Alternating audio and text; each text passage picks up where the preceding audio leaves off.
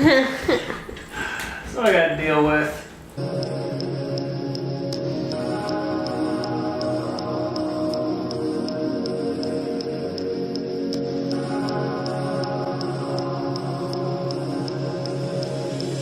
Yeah, I learned a lot in 2016. Some don't see the cost just to chase dreams.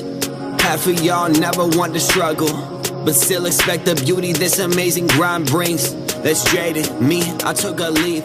No school, I'm in this without it.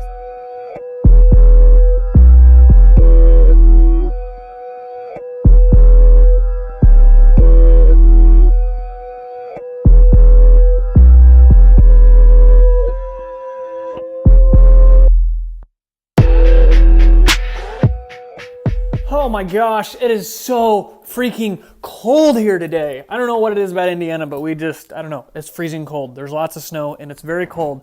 I did not record, oh yeah, it's like 4 o'clock right now. I did not record much yesterday because really the only thing that I did that was worthwhile was I went on a run. It is way too incredibly cold to go on a run, but for some unknown reason, I have decided that it is a good idea to go on a run in negative bajillion degree weathers.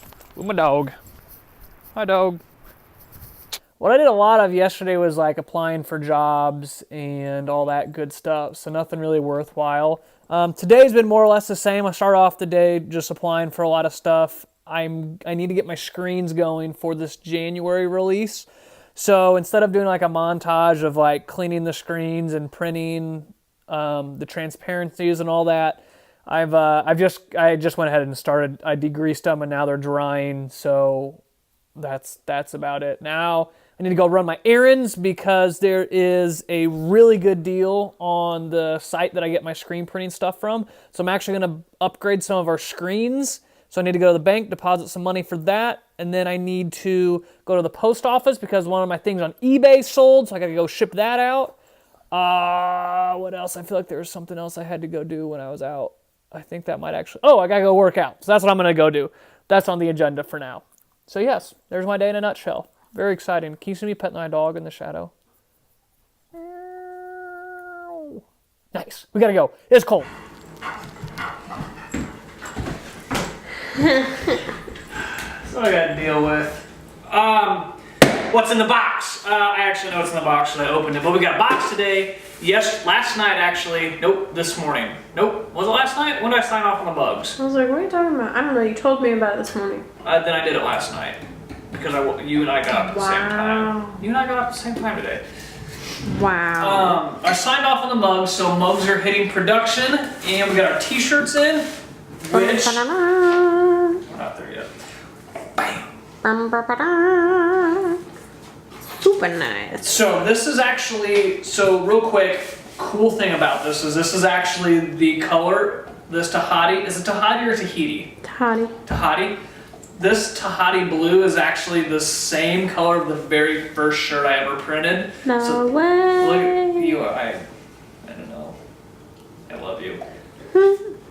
Symbolism is super deep. Read into that. But this is not what our typical shirts are. Our typical shirts are 60-40 cotton poly blend. This is a tri-blend. So if you have one of the other long sleeve shirts, I wish I could have captured your facial expression. What? This is the exact same blend as the other long sleeves we did. The Alpine White, Shattered Expectation. No, that one was Never Stop Circle. Was shattered in the middle. And the original indigo blue long sleeve. And long sleeves have been like fan favorites, so we bumped up our quantities, tri-blended, super nice. The reason why we don't switch to tri-blends for normal shirts is because a little bit, I don't know, they're almost too see-through-y for normal shirts. Yeah, because we did grab samples of the red, the cardinal that matched the first hoodie, and it was too thin almost. Well, you could almost like, I don't know if like you guys know what I'm talking about, but like when you have like a thin shirt and you can see through it, they're super soft and they're super lightweight, but you can almost see through it. So if you're a female or if you're a dude that has like a tank top underneath it, it literally looks like you can kind of see through it. So that's why we don't go with them. We go with more of the long sleeve for that reason. And this blue is I guess it's still on the light side, so we may run to that a little bit, but the prints are gonna be big. Speaking of prints, it's actually a small chest print. One calculated mistake I had earlier today was when I was degreasing those screens. I wanted to get them coated today, but they're not gonna get coated today because I made a small miscalculation. We're going to do something that is called sizing now. So for 2X and above shirts, I'm actually going to do the same design, only make it a little bit bigger. So what that requires is, all right, back it up just a step. What that means is that there would be a different size print on the extra small than there is the 2X shirts.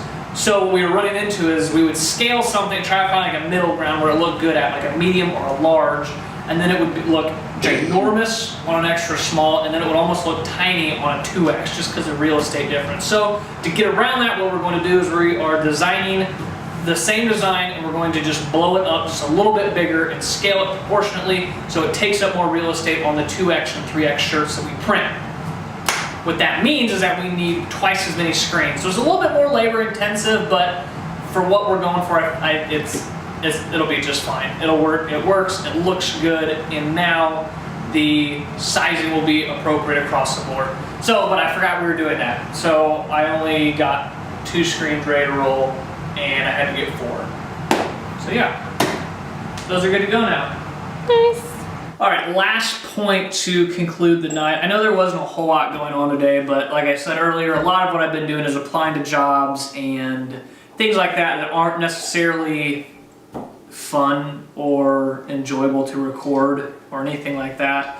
You'll also notice that I don't want to talk about that. Whatever. I changed the name of the YouTube page to Alex Mershon, which is my name, instead of WeArePR, because I feel like that's more of what this is. This isn't really business related anymore at this point. This is kind of what I'm doing, but I do give some business stuff, but it's more of like, I mean, I've got the workout stuff, and I feel like I can't really post the workout stuff on the WeArePR page.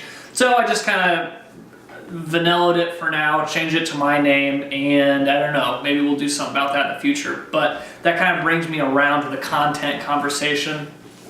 So one of the things that I'm really having to figure out is content-wise is just we are putting out a large amount of content for 2 people, and I'm trying to figure out how to scale that back without like scaling back.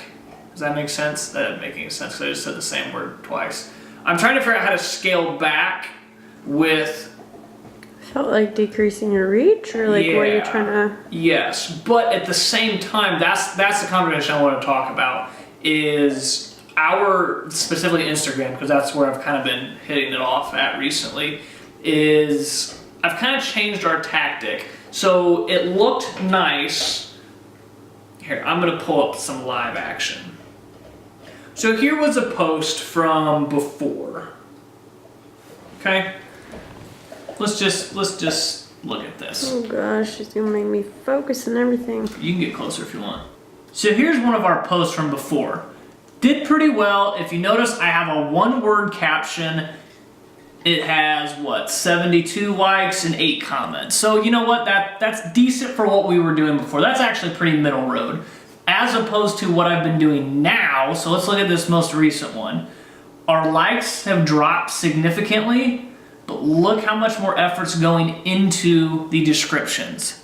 I do have some hashtags in there, but I don't have a whole separate caption expanding on the hashtags. So what I found was all the hashtags and all that like tactical stuff is good, and it helps, especially when you do stuff that's more targeted, but just having all of those metrics there, the likes, the comments, the hashtags, all that, they didn't really correlate to any sales. What they correlated to was more of up and down fluctuations of followers, which is the metric I don't really care about at all.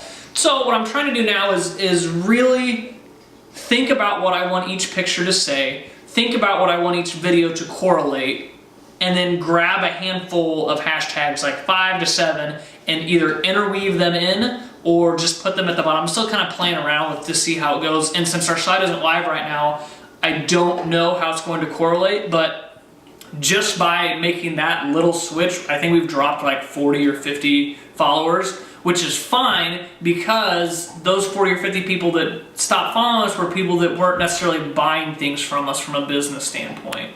So net, it's not really a big loss to me because they weren't either really engaging with the community or purchasing or anything that was ROI positive for us. So you know what, I'm okay with that. I'm okay with trying something a little bit more targeted, a little bit deeper, and I don't know if it's gonna work or not. That's kind of, I mean, that's what we're gonna play with. And we'll figure that out more as the site goes back live. And that's it. Cool. Yeah. So there's your business tip of the day. Actually, not business tip, Instagram tip of the day. That sounds fancy. Instagram tip of the day. Tomorrow's going down. It's about to go down. That's what I said about Jenga.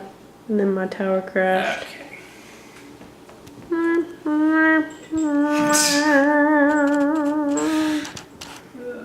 Got the foot, we're going in.